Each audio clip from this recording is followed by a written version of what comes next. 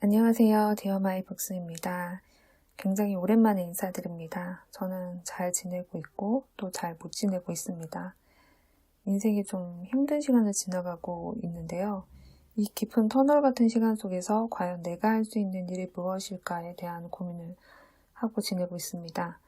저는 그래서 나를 위해서 또 나를 알기 위한 글 쓰는 행위를 하고 있습니다.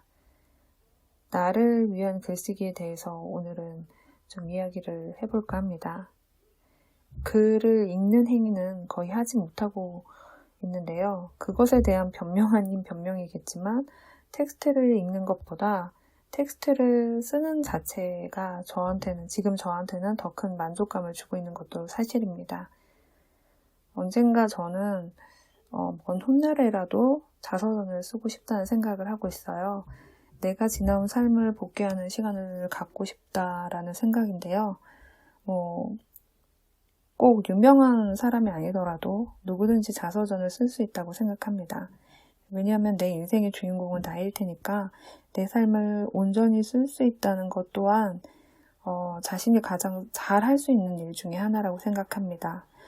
그런 일은 어쨌든 남아있는 가족들을 위해서기도 하지만 가족이 없다고 해도 내 삶을 온전히 돌아볼 수 있다는 것에도 충분히 만족할 수 있다고 생각해요.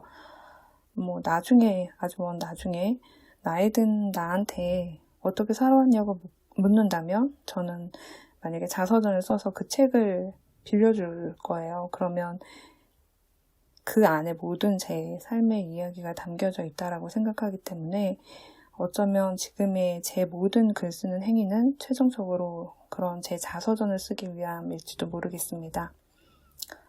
그런 글 쓰는 행위에 대해서 몇 가지 이야기를 해드리자면 저는 우선은 일기를 씁니다. 초창기 영상 때 이미 한번 제가 쓴 일기장에 대해서도 소개해드린 적이 있는데요. 저는 지난 몇 년 동안 꾸준히 일기를 써왔습니다.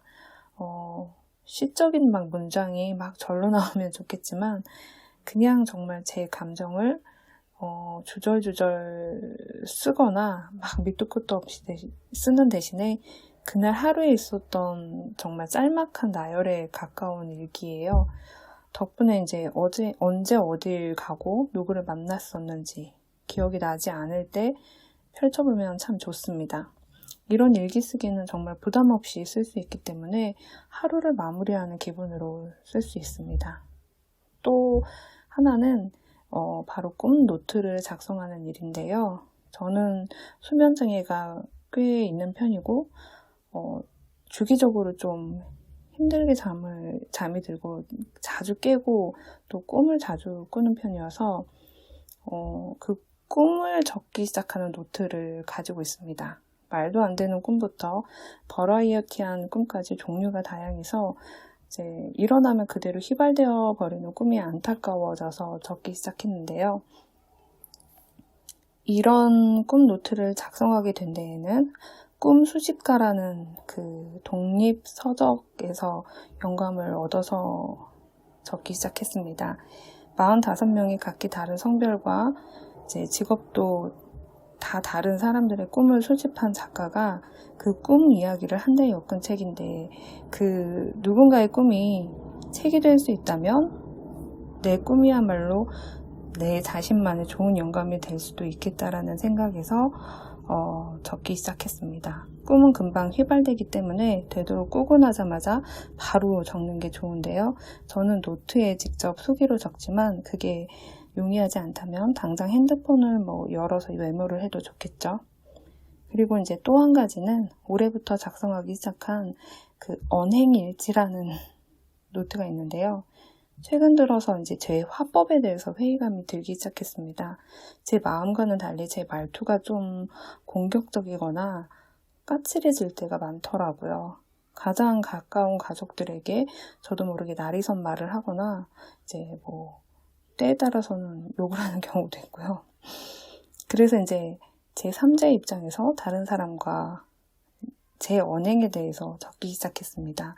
이걸 적다 보면 좋은 게 제가 왜 화가 났는지, 왜 짜증이 난 건지 제 감정의 시발점에 대해서 알게 됩니다. 모든 행동엔 다 이유가 있거든요. 왜 화났어? 그냥. 이런 건 없는 거예요. 다 이유가 있습니다. 그냥이라는 건 없어요. 말하기 싫은 이유는 그 이유라는 게 너무 보잘것없고 찌질한 이유가 대부분이기 때문이라고 생각해요. 적기 시작해보니까 저뿐만 아니라 상대방의 행동과 마음도 훨씬 더 객관적으로 보이더군요. 그 말로 듣는 것과 그걸 직접 객관적으로 있었던 사실에 기인하여 적어나가는 것은 굉장히 다른 작업입니다. 멀리 떨어져서 객관적으로 들여다볼 수 있다는 큰 장점이 있고요. 그리고 나머지 하나는 하루의 루틴을 만들어 가기로 했습니다. 이걸 실천하기 위해서 하루 시간표를 짜는 것만큼 좋은 게 없습니다.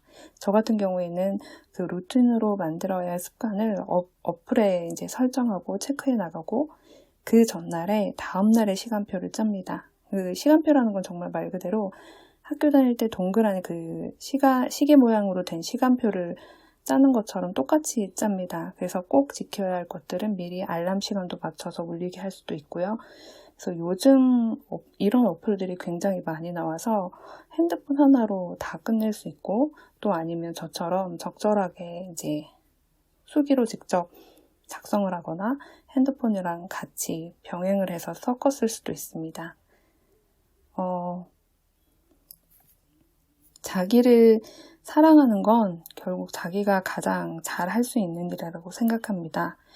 자기 자신을 사랑하는 일은 결국은 매일마다 나를 가꿔가기 위해서 나를 돌보고 나에게 관심을 가지고 나에게 물을 주는 행위를 해나가는 것일 텐데요. 그 중에 하나가 바로 글 쓰는 일이라고 생각해요. 그래서 매일마다 나를 쓰는 일도 필요하다고 생각합니다.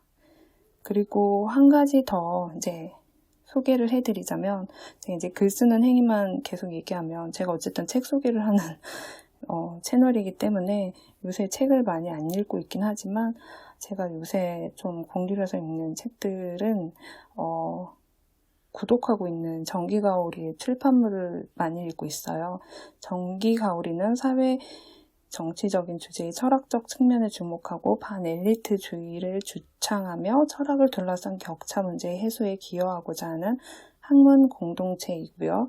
공부 모임이자 출판사이기도 합니다. 라고 이제 홈페이지에 소개되어 있는 말을 제가 잠깐 소개해드린 거고요. 이거는 뭐 광고도 뭐도 아니고요. 제가 직접 구독하고 있는, 꽤 오랜 시간 동안 구독하고 있는 사이트에 대한 소개를 해드리는 겁니다. 그래서 이 철학적인 출판물들을 저는 오프라인으로 직접 받아보고 있는데 온라인으로 PDF로도 볼 수 있고요. 선택하는 것에 따라서 다 달라질 수 있는데 저는 직접 이제 제본은 책으로 받고 있는데 쉽게 읽히는 텍스트도 있고 뭐 골백 번을 읽어도 이게 도대체 무슨 소리야 싶게 골치 아픈 이제 글들도 있는데 그냥 그건 그것대로 받아들이고 읽고 지나가면 되고요. 이런 글들을 읽는 이유는 요즘처럼 쇼츠에 중독된 시대에는 정말 머리 터지게 또 어려운 글도 읽을 필요가 있다고 생각합니다. 머리를 좀 잘 굴리고 잘 써야 이게 머리가 좀 말랑말랑해지는 것 같아요. 제게는 그래서 이제 즐거운 스트레스를 주는 철학 출판물이어서 소개를 해드렸습니다. 오늘은 책을 소개하는 건 아니지만 지금 요즘 제가 하고 있는 글쓰기에 대해서 알려드렸고요. 다음에는 더 좋은 책에 대해서 소개하길 바라면서 우린 다음에 또 만나요.